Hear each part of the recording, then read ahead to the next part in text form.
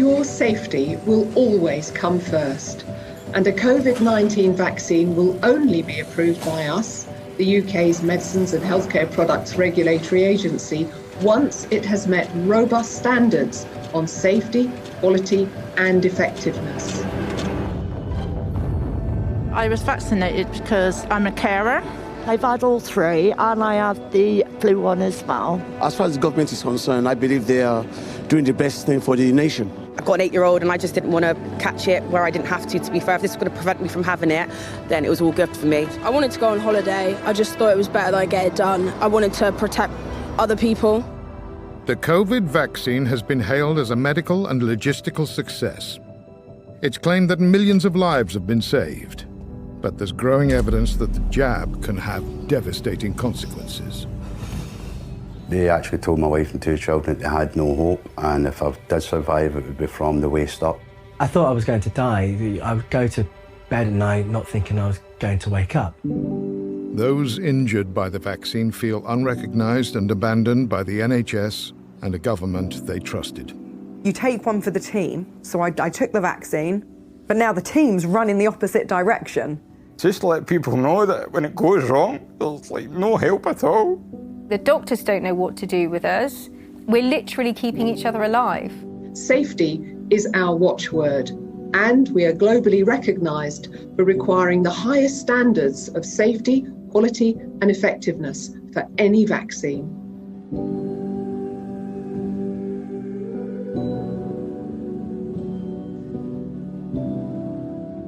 Having been double jabbed and being one of the first to take the Pfizer vaccine, I have, after several months, critically appraising the data, speaking to eminent scientists in Oxford, Stanford and Harvard, speaking to 2 investigative medical journalists and being contacted by 2 Pfizer whistleblowers, reluctantly concluded that this vaccine is not completely safe and has unprecedented harms, which leads me to conclude that it needs to be suspended until all the raw data has been released for independent analysis.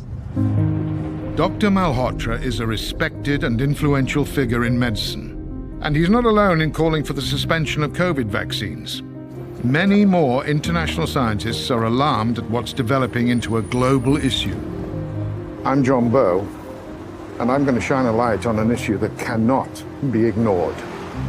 Millions of COVID vaccine injuries and thousands of deaths are being reported through official channels all across the world.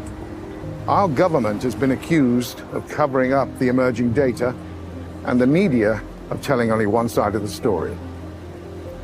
We'll look at how and why. But first and foremost, we give the vaccine injured a voice.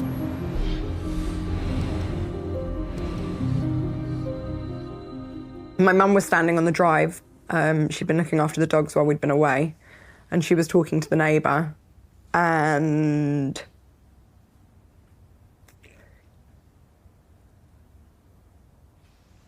I remember getting out of the car and I burst into tears and I said, please don't be alarmed at how I'm walking. And it was then I really realised, I think after the tremors on the Sunday, that there was something seriously wrong. And I'd been fine up until, like, I'd been healthy, perfectly fine up until the point of me having my second vaccine. Breathe, breathe, breathe. Breathe, breathe, breathe, breathe, breathe. Okay, come on. No one.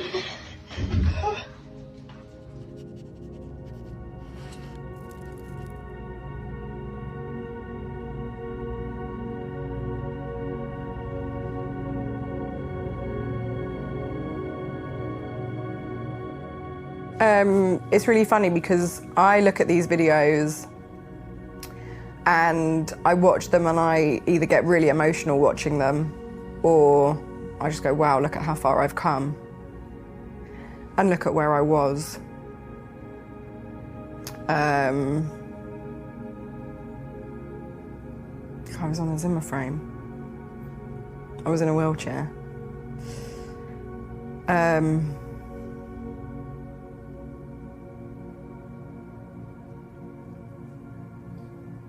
kind of feel like I'm looking at somebody else sometimes. And not me.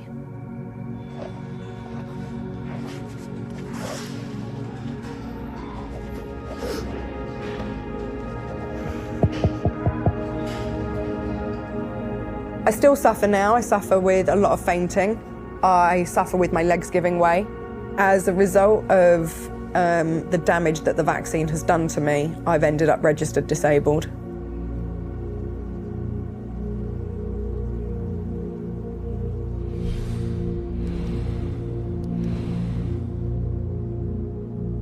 Before I took the vaccine, I was a 57 or 56-year-old scaffolder, absolutely no underlying health conditions. I worked hard, 5 tonnes of steel a day, never been ill. I had a very active private life. I was in a band. I left the band about a year ago, but I still went to about 4 or 5 gigs a week. Nothing now. I don't do any of that anymore. Trying to get into places is not easy, either on a wheelchair or on crutches. The prosthetic leg is great when it works. I'm still very early, so it's not working the way it should to a certain extent. The doctors actually said that the clots that were in my system were enough that should have been fatal. I've lost my left leg. I'm lucky that I've lost my left leg. I should have been both legs. I'm now going blind in my right eye. Thanks AstraZeneca, it's a gift that keeps on giving. That's the honest answer.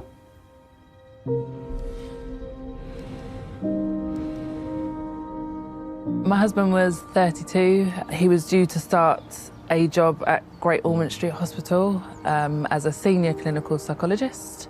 I remember him coming home and saying that he'd been offered AstraZeneca, and he was really, really excited, really proud that it was a British one. He was funny, he was kind, he was generous, he did everything. You know, he worked 2 jobs and still came home and helped with the children. Even that day, he helped put the kids to bed, you know, when he was having a stroke. He's just my best friend. The last time I saw him was walking towards the ambulance. I must have known on some level that might have been the last time that I was going to see him.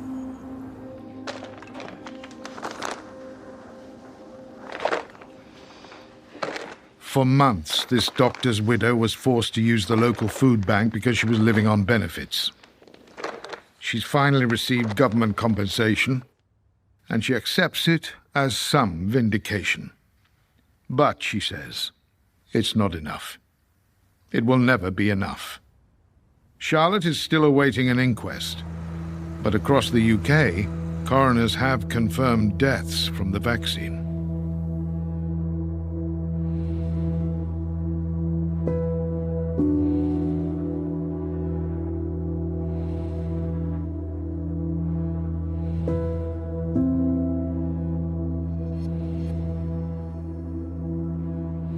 They are usually framed as very rare. But how rare? Adverse reactions should be reported to the Yellow Card scheme operated by the MHRA, the UK's Medicines and Healthcare Regulatory Agency. Their figures to August the 24th show over 430,000 reported reactions, of which 2,240 were fatal. America's VAERS system has almost 1.5 million reports with over 30,000 deaths.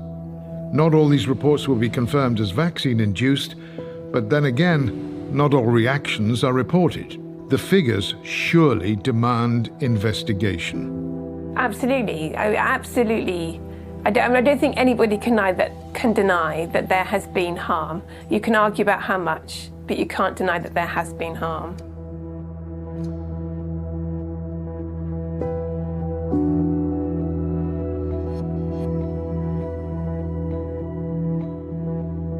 It's just a scandal of such epic proportions that I think people don't know where to begin with it. It's frightening to even approach it. The government is in denial on vaccine injuries, according to one of its own MPs. Other jurisdictions have taken the view that fully compensating those who do the right thing for public health reasons by having a vaccine should be looked after by the state if the consequences of having that vaccine result in disability or injury. This approach is taken in order to promote vaccine confidence amongst those who might otherwise be hesitant about having a vaccine. This government's approach, however, seems to be to try and promote vaccine confidence by covering up the adverse consequences for some of having been vaccinated. Sir Christopher is pursuing a private member's bill, trying to speed up compensation and increase the maximum amount from £120,000. But for the vaccine injured, recognition and a return to good health are paramount. Take Caroline Pover. She runs a pickling business, writes books, and is a public speaker. For 10 years, she supported a village in Japan, which was devastated by the tsunami. And to make her annual visit, she took the jab. My life has completely changed now. It's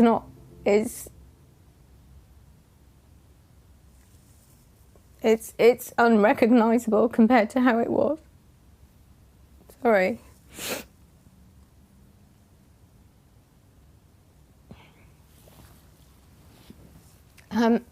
For about 5 months, I did hardly anything. I couldn't function at all. I was exhausted constantly. I was in constant pain. Head and eye pain was relentless. I couldn't function. I couldn't walk very far. I couldn't read things, and I write as well as running my business.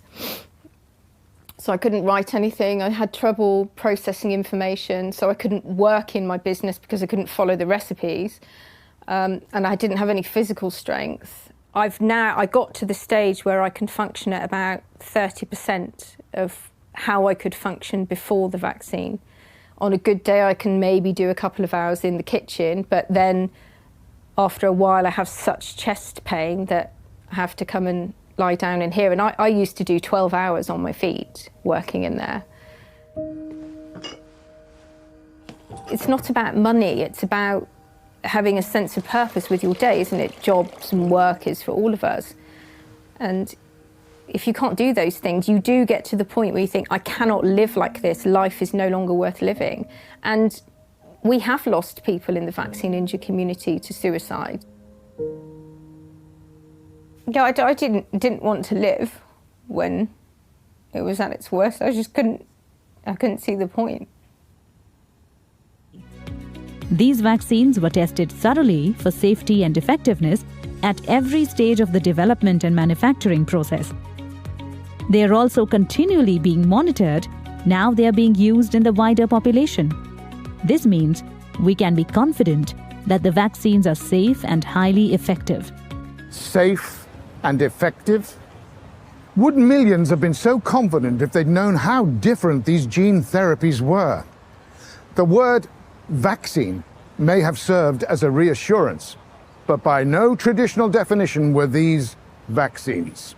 The definition the authorities are using is not what people understand the word vaccine to mean. The public's perception of a vaccine is, we're thinking about polio and about measles and the conventional vaccines, where you have a very inert part of the virus being used and it prevents the illness. These what we're using now is a different technology, it's new, and it doesn't prevent the illness.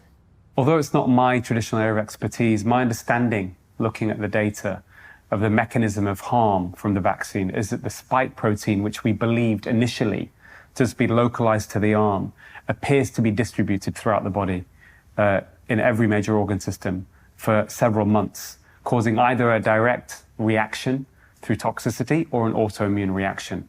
And that is the most likely explanation behind the mechanism of harm from the mRNA products. Development of the jabs was done at warp speed, so much so that governments had to indemnify the drug companies against any future injury claims and invest billions up front. They knew they were taking risks. As I understand it then from what you're saying is that it may be that there needs to be some compromise in some of the safety measures that would normally be expected to create a vaccine because time is so crucial. Well, of course, if you want to wait and see if a side effect shows up 2 years later, that takes 2 years. When vaccine efficacy was declared at 95%, relieved governments gave the green light. But Dr. Malhotra argues that the methodology was flawed. Relative risk reduction is a way of exaggerating the benefits of any intervention, clearly which would be in the interests of people trying to sell you something, in this case the pharmaceutical industry. So if, for example, you have 1,000 people in a trial that didn't have the vaccine versus 1,000 people that did, in the placebo group, in the dummy group, you may have 2 people dying, and in the intervention group, you may have just 1 person dying. And that's a reduction of 50%. 1/2 is a 50% relative risk reduction. But actually, you've only saved 1 life out of 1,000. So the absolute risk reduction is only 1 in 1,000. It's a big difference. The guidance has been for many years that we must always use absolute risk reduction in conversations with patients, not just relative risk reduction alone. Otherwise, it's considered unethical. The accusation is that governments acted on Pfizer's relative risk figure of 95% efficacy, when the absolute risk was a mere 0.84%. In other words, you'd have to vaccinate 119 people to prevent just 1 from catching COVID. So we were basically sold on something that ultimately, in retrospect now, was very, very misleading. Red flags should have been raised when the FDA locked away Pfizer's trial data for 75 years while the vaccines were being rolled out. A US court finally ordered their release, and the initial disclosures are alarming. Alexandra Latipova is one of a group of experts who studied the documents. Among her shocking allegations are these. Pfizer skipped major categories of safety testing altogether. The toxicity of the COVID-19 vaccine's mRNA active ingredient was never studied. The FDA and Pfizer knew about major toxicities associated with gene therapy class of medicines. The CDC, FDA, and Pfizer lied about vaccine staying in the injection site. My examination of leaked Moderna documents also revealed that vaccine-induced antibody-enhanced disease was identified as a serious risk. AstraZeneca also met with controversy. In March 2021, its use was temporarily halted in several European countries because of fears of blood clots. In the UK, it is now not recommended for anyone under 40. We asked the DHSC whether they were aware of allegations of inadequate and possibly flawed trial data. This is not something that DHSC will be responding to. The pharmaceutical companies have also been reluctant to comment. Scientists prefer to emphasize the 20 million lives they claim to have been saved. So the suggestion that the vaccine has saved 20 million lives is really, I think, science fiction, not scientific fact, because the study that comes from is a very poor quality observational study. And when you look at a higher quality level of evidence, in fact, even Pfizer's own randomized control trial didn't show any reduction in COVID mortality of statistical significance. It showed no reduction in all-cause mortality. So this statement is almost implausible. To be honest, it sounds more like an advert from the drug industry than true science. With so many questions about the benefits and safety of the vaccines, why were they authorized so quickly by the MHRA? And what exactly is the relationship between the regulators and the companies they regulate? A recent article in the British Medical Journal questioned their independence. The MHRA Chief Executive June Rain insists that safety and independence are vital. But this year she admitted that the agency had changed from watchdog to enabler. Rules are written on tablets of stone, and there's a lot of policemen in these places that go around factories, find problems with trials, and generally hold things up. We tore up the rule book, and we allowed companies to immediately start juxtaposing not sequential phases of clinical trials, but overlapping, beginning the next one before the previous had been finished. Doctors, patients, and members of the public must be aware that regulators cannot be trusted to be independent as long as they continue to be captured by industry. You know, recent evidence that's emerged from a BMJ investigation revealed that 86% of the funding of the MHRA comes from the drug industry. And that's a huge conflict of interest. We asked the MHRA for their observations, but they merely referred us to their official guidance on the safety of COVID vaccines.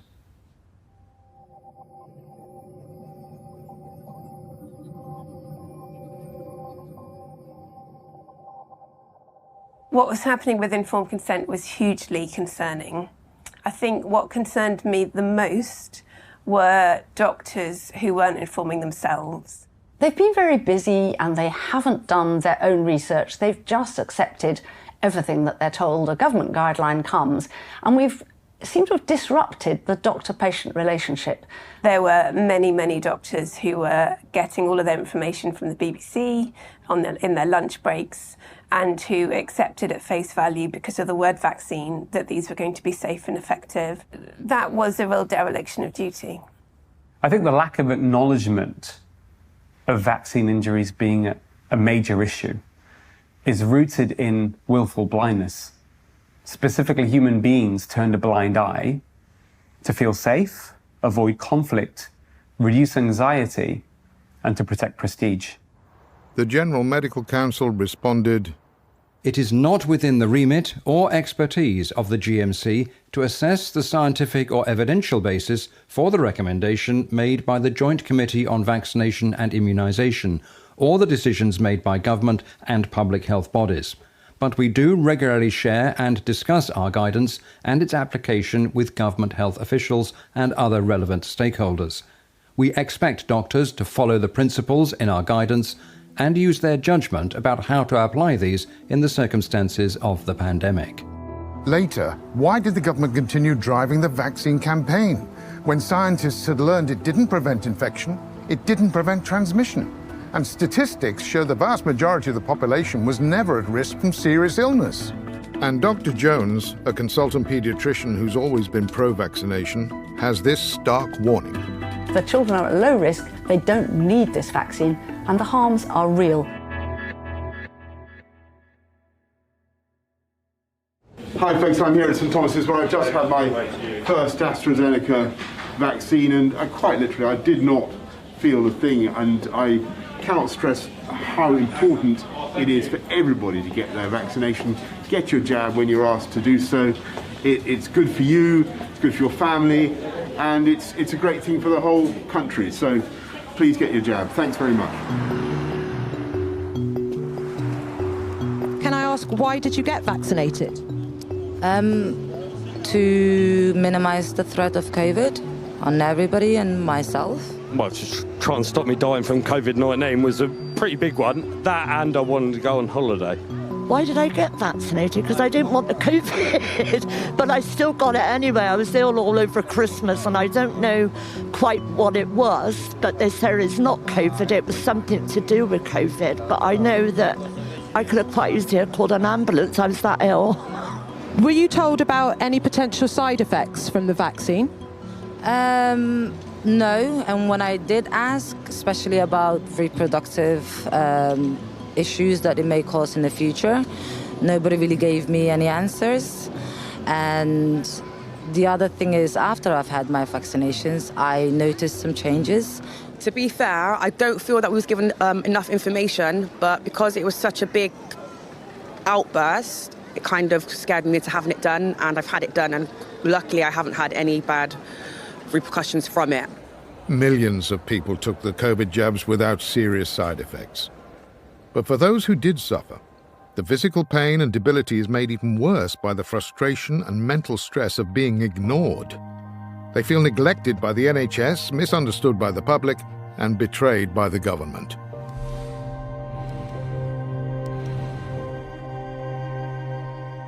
Before I was fit and healthy and used to do boxing, would do CrossFit, you know, do a lot of weight training and, you know, keep myself in good shape. When I had my Pfizer booster, that's when my world just totally crumbled. I remember one time grabbing onto me saying, "Dolly, I'm going to die." I couldn't even get to the toilet. They were so frightened. His body was shaking, it was jerking. It was horrendous. Absolutely horrendous. My heart got elevated when I was on standing. I got really sick. I was being sick for 6 weeks. I was retching and being sick and throwing up every single day. My heart cramped. It felt like somebody had grabbed my heart and twisted it 3 times.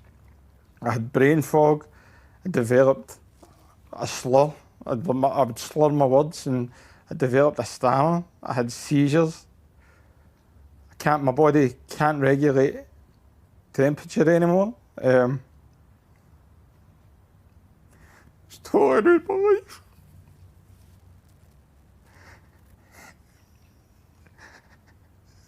my life. This is my life now. Stuck in my bed every day with no help from anybody.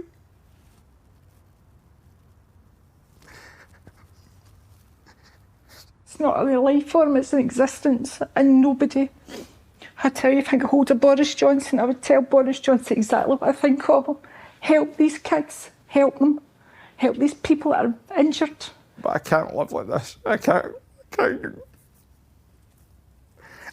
live my life in my bed.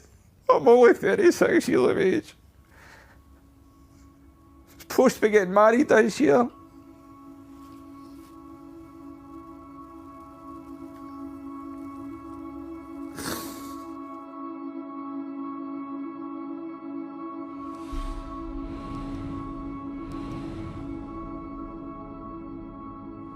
I thought I was going to die. I would go to bed at night not thinking I was going to wake up because of how much pain my heart was in and the fact I couldn't breathe. 80, Max and Casey Harrison. Congratulations. We were ranked number 6 in the entire world for amateur ballroom and Latin dancing in the 10 Dance Championship, and we were one of the highest ranking couples in the UK and subsequently the world. Our ambition is to become world professional 10 dance champions, European, international and British professional champions, and we aim to do that within the next 8 years. So I got my second jab, and for the first 2 to 3 days, completely normal. I was dancing, I was preparing for the World Championships. So this is, I'm going to the gym every day and practicing. After the 4th and 5th, I started getting a small pain in my heart, and I thought it was just genuine heartburn. I was still dancing, and I'm told now that that could have been very dangerous and caused long-term health problems because of what could have happened. Originally it was pericarditis, and I was then told just before Christmas actually it's perimyocarditis. So it's actually worse because I've got pericarditis and the myocarditis damage. So I have scarring on 3 parts of my heart, and still the lining and muscle of my heart has got the inflammation, which constricts it. So that's when my heart rate goes up, that's what's constricting my heart and stopping me from breathing. I don't trust myself, I don't trust my body. I don't know what my heart's doing. I can have a small pain now and 10 seconds I'm going to be on the floor. That's just the consequences of what's happened.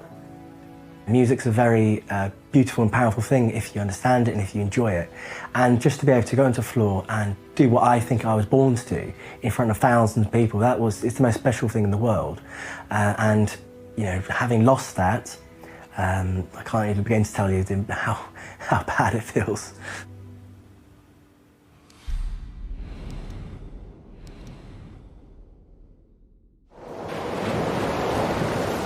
We're at Port Hells Bays with experienced muleka, and we're about to jump off this cliff.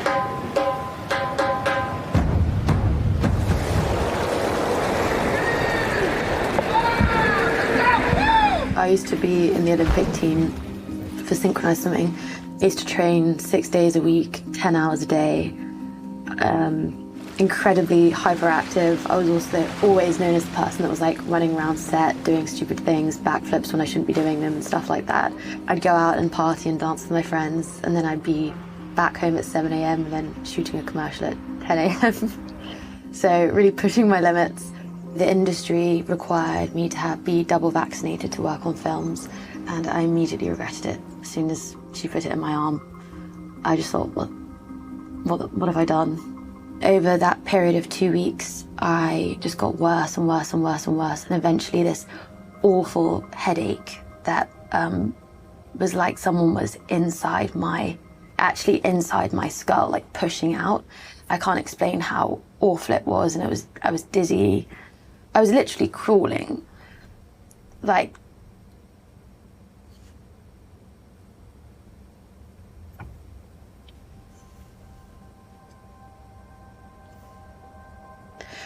I really thought my life was over.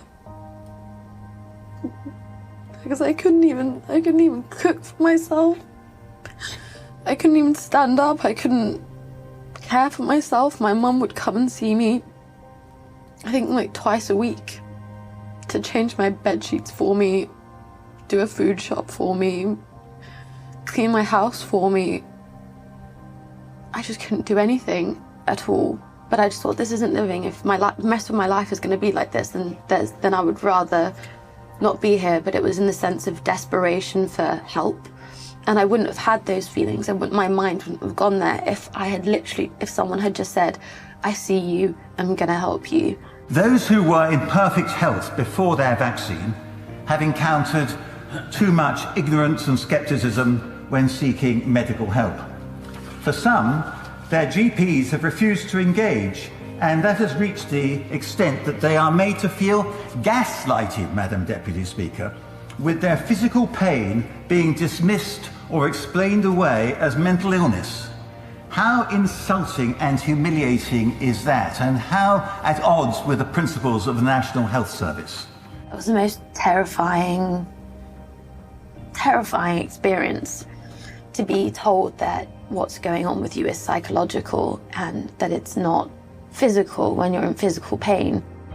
Genevieve and many of her fellow vaccine injured have spent thousands of pounds seeking treatments.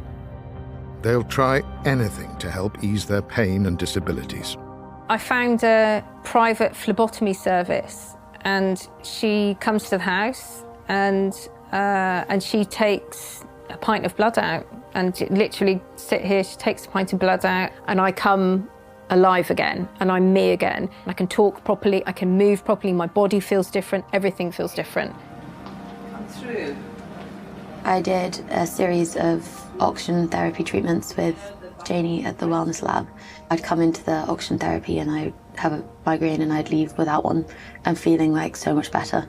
I'm very fortunate in the fact that I'm 70% recovered. I'm back working, just pacing myself. But there's no such thing as autopilot. There's no such thing as easy. For John Watt, just making the journey for treatment is a trial. Like many of his fellow sufferers, he has POTS, postural orthostatic tachycardia syndrome. A walk of just 20 meters is enough to send his heart rate soaring. So it's 134, 135. I can only stand for 3 minutes, 5 minutes, and then I start to black out, you know. So that's why I'm always having to lie down in that as well. He's trying a course of treatment called Goldic, where blood is taken from the arm, infused with gold particles, and then spun to remove the reactive cells. We're out tens of thousands. My husband and I were getting ready to remortgage your house to get more treatment for him. He said every single treatment we can possibly give him to get him better.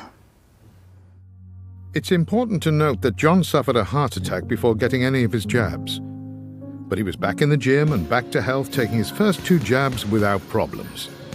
It was after the Pfizer booster that he collapsed. In regards to people getting their vaccine, that's their choice. I've never told anyone not to get their vaccine. But just to let people know that when it goes wrong, there's like no help at all. And I'm being serious, like you don't have any help at all. They'll use your mental health against you. Georgia Siegel also paid for private Goldic treatment and had some encouraging results. Although the treatment that I've had has helped me dramatically and significantly and given me back a certain quality of life, it's not the quality of life I had before I had the vaccine. None of these treatments guarantee a cure. And the tragedy is that for most healthy people under the age of 70, there's very low risk from COVID-19. The benefits of vaccination are questionable. One thing that's become very clear now is that the vaccine doesn't prevent transmission, and in fact has very limited efficacy, if any, in preventing infection. Therefore, it becomes an issue of individual choice. And certainly, when you look at age groups that are under 70, the harms clearly seem to outweigh the benefits for most people.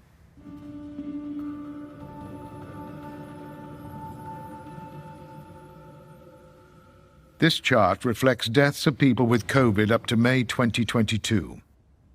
And the numbers increase dramatically as the age groups rise. The vast majority are over 70 years old, and especially over 80.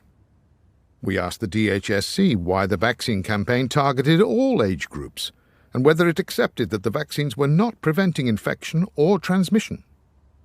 This is not something that DHSC will be responding to. Let's now look at the data after the vaccinations began. These are deaths from any cause amongst 15 to 44-year-olds in England and Wales. There is a notable increase in 2021, the year of vaccination, higher even than 2020 when COVID emerged. Young men seem particularly prone to myocarditis, inflammation of the heart. This data from America shows the expected rate of myocarditis in blue against actual cases in yellow within 7 days of a vaccine. Note the increase in younger age groups, particularly 18 to 24s. It's hard to ignore reports of sudden deaths and collapses, in particular on the sports field. It's just been unbelievable how many people, not just footballers, sports people in general, you know, you've had tennis players, you've had cricketers, basketball players, just how many are just keeling over. And at some point, surely you have to say, this isn't right, this needs to be investigated, you know? And it might turn out that it's because they've had COVID and this is what COVID has perhaps done to their hearts. It might be that the vaccines are causing these problems, but we need to find out why. Why, in 2022, are many more people than usual dying, as confirmed by the Office of National Statistics? For instance, deaths are up 11.7% in 10 to 14-year-olds and almost 15% in the 55 to 59 age group. Overall, that could equate to over 75,000 excess deaths in England and Wales this year, and not from COVID. The Daily Telegraph is reporting that deaths in the aftermath of lockdown could be greater than COVID itself. There are calls for an investigation, mentioning lack of healthcare, stress, long COVID, even the cost of living. Why on earth isn't COVID vaccination under suspicion when there are so many reports of adverse reactions here and around the world? It beggars belief. And yet, when there are so many questions on the efficacy and safety of COVID injections, the government still pushes ahead with a program of immunization. And for children. Last April, the NHS began a rollout of jabs for those aged between 5 and 11. Letters of information were distributed to parents across the nation. And in South East London, the NHS went further still, sending bright, smiley envelopes directly to the children. Inside, there was a packet of sunflower seeds to, quote, bring some joy and sunshine into children's lives. Directly below, the vaccination message, quote, to give them the best protection. It all marked a major U-turn in policy. The likelihood of children having significant detriment if they catch COVID-19 is very, very low. So this is an adult vaccine for the adult population. Nevertheless, this summer the NHS added COVID-19 to the regular vaccination schedule for 5 to 15-year-olds, even though the government does not recommend Pfizer for under 12s and AstraZeneca for under 40s. It was a move that prompted 78 leading professors, doctors and analysts to write this to the MHRA. We strongly challenge the addition of COVID-19 vaccination into the routine child immunisation programme, despite no demonstrated clinical need, known and unknown risks, and the fact that these vaccines still only have conditional marketing authorization. I'm so deeply concerned at the lack of balance and the risk of harm that is, and that's really why I've been speaking out. I feel I have a moral obligation, an ethical obligation to at least let as many parents as possible know that they don't need to get their children vaccinated. This is not necessary. The children are at low risk, they don't need this vaccine, and the harms are real. Now, government advice seems to have changed yet again. From September the 1st, children who turn 5 can only get a first and second dose of COVID-19 vaccination if they are either at high risk due to a health condition or living with someone with a weakened immune system. And it appears that children aged between 12 and 15 can only be boosted if they too are at high risk. So, if the jabs really are safe and effective, why are they now being limited? We asked about the changes. This is not something that DHSC will be responding to. If some of the contents of this program have surprised you, in our final part, we'll show you how and why the mainstream media only told you one side of the story, and how the government used psychological techniques to nudge the nation into compliance. You come in? It's gonna be good. Come on, mate. Come on, let's go. Don't miss out on your 2 COVID jabs. Don't miss out on the good times.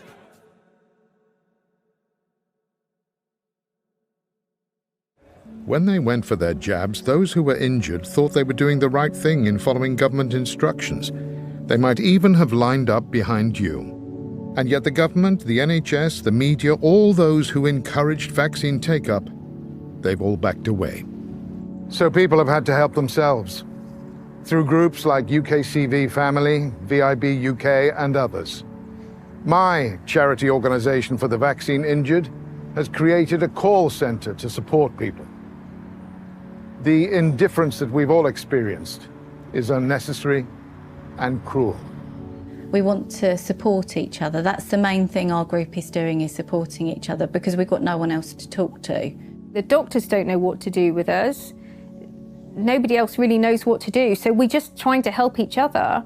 On a weekly basis, I get told that someone is suicidal. Caroline and I have both had to call the police before because we've found an online suicide note. We have frequently found ourselves in regular contact with somebody, private messaging, saying someone who's literally on the edge at that moment. And these support groups are keeping people alive. We get abuse from both sides. We're kind of stuck right in the middle. There are people who are very pro-vaccine who hate you. There are people who are very against this vaccine, if not all vaccines. They hate you too, all for different reasons. This is the feeling that you get from people and you're stuck in the middle. And that's a very, very lonely place to be. The plight of the vaccine injured will be on the agenda when Baroness Heather Hallett finally holds her COVID inquiry.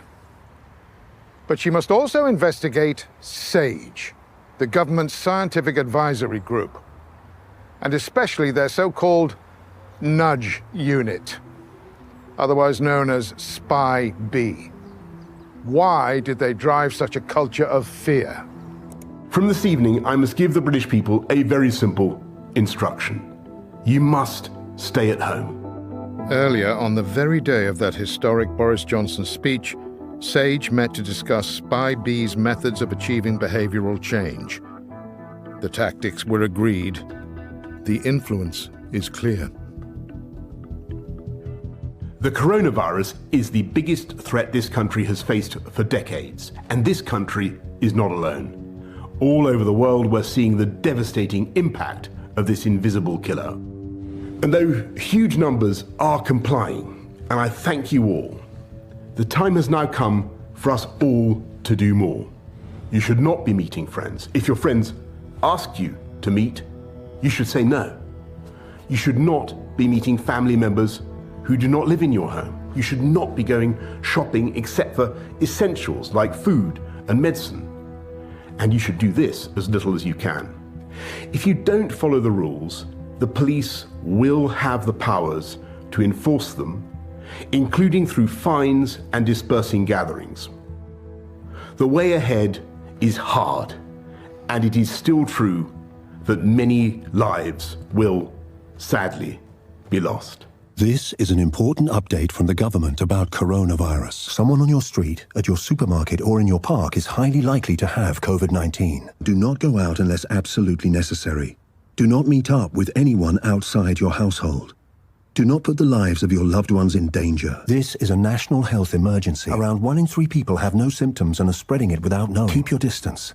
Exercise. Don't socialize. Stop the spread. Stick to the rules.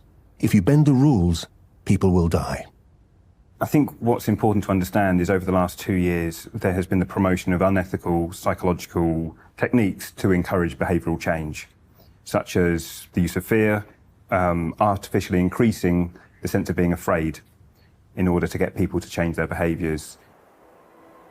And so fear drove the lockdown. It was the strictest of peacetime regimes with untold damage to businesses, education, mental health and family life. In this atmosphere, deepened by fatality numbers which experts now tell us were inflated, the only way out, apparently, was vaccination. People have got to understand vaccination is going to be, in the end, your route to liberty. For the world at large, normalcy only returns when we've largely vaccinated the entire global population. And once vaccines were approved, the promotional campaign went into overdrive worldwide. Our fellow Americans, the science is clear. These vaccines will protect you and those you love from this dangerous and deadly disease. My name is Michael Caine. I've just had a vaccine for COVID. It's really important to know that the vaccines have all been through and met the necessary safety and quality standards. There's no evidence that it affects fertility. So roll up your sleeve. It's not just your own life you'll be saving, it's other people's lives too. Trust the science and get on with it. The vaccine rollout was a logistical triumph and may well have prevented hospital admissions and deaths. But when 9 million adults in the UK chose to remain jab-free, the nudge became a threat. No jab, no job, vaccine passports, and vilification of what were termed the anti-vaxxers. The nut jobs, the anti-vaxxers, dangerous obsessives. I don't want them sitting next to me in the theatre. I don't want them standing next to me at the theatre bar. I don't want them next to me or anywhere near me or even in the same carriage on the train. Frankly, if you're not vaccinated at the moment and you're eligible and you've got no health reason for not being vaccinated, you're not just irresponsible. I mean, you're an idiot. When you use unethical psychology on a population, you actually start to see splits and divisions occurring. And that's really dangerous because you also encourage othering or the demonization of people. So we see that kind of not just fear being raised, but also anger being raised as well. They deserve to be punished, and I've told my friends this as well. In fact, I have blocked my friends who have said they're not getting the jab. They are dead wood in my eyes. Tens of thousands of people would not bow to the drive for mass vaccination. They demanded choice, and they accused the mainstream media of promoting government propaganda.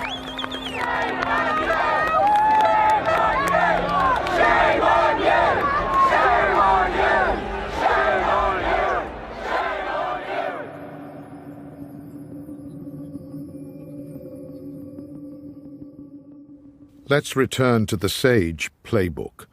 It says, use media to increase a sense of personal threat, a sense of responsibility to others, and to promote positive messaging. Immediately, the regulator Ofcom asked broadcasters to take note of the significant potential harm that could be caused by material misleadingness in relation to the virus or public policy regarding it. They warned of taking appropriate regulatory action on any breaches. And note the date. It's the same day the SAGE document was approved and the Prime Minister spoke to the nation. Cue the BBC. Just to let you in on a journalistic point here, we actually don't, as a matter of editorial policy, we don't debate with anti-vaxxers whether they're right or wrong. We actually don't do that. So the BBC doesn't engage with so-called anti-vaxxers, even when they may be right. And when several huge marches took place in London and across the UK, they were virtually ignored by the BBC and the rest of the media.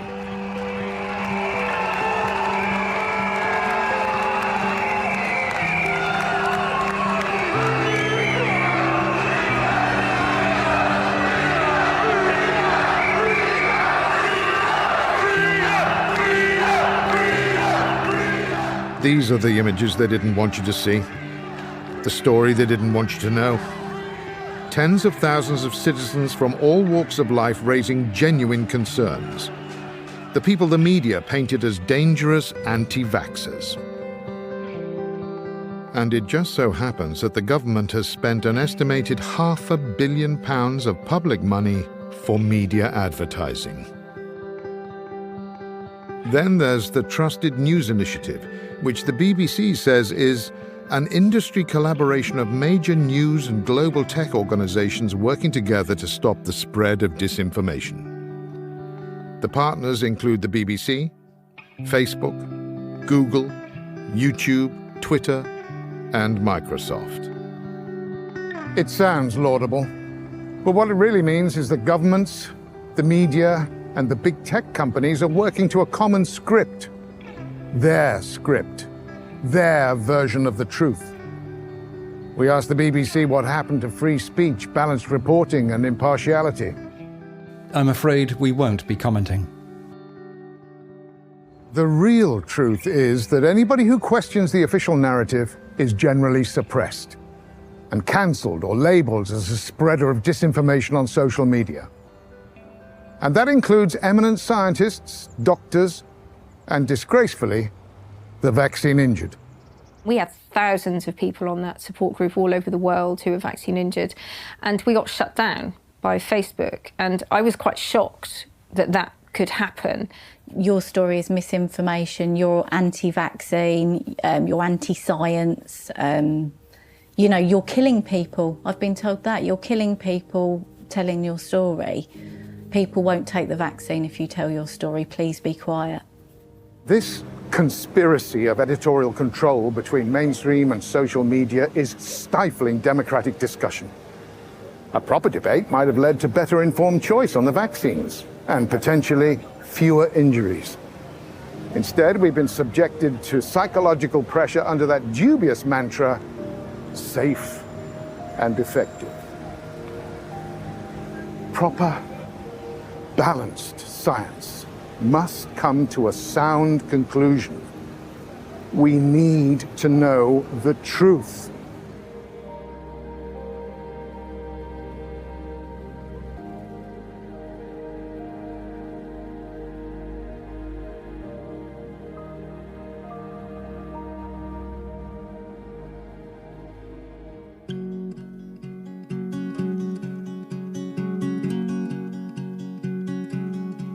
Through the madness and the lies, as they're holding back the truth, no matter what they try, I will always fight for you.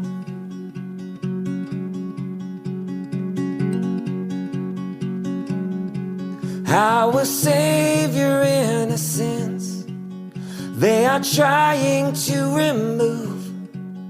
I am here at your defense, and I will always fight for you.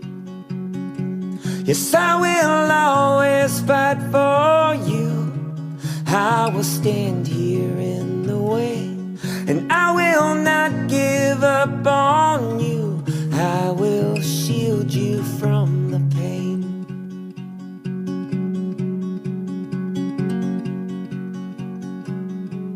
In the battle on the field, there is evil on the move, but I hope that you can feel that I will always fight for you.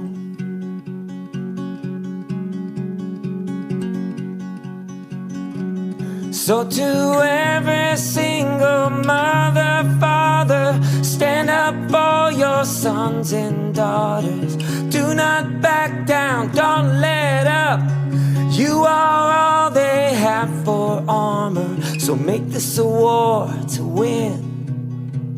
Look in their eyes and tell them that I will always fight for you. I will stand guard at the gate, and I will not give up on you. I will stop each shot they take.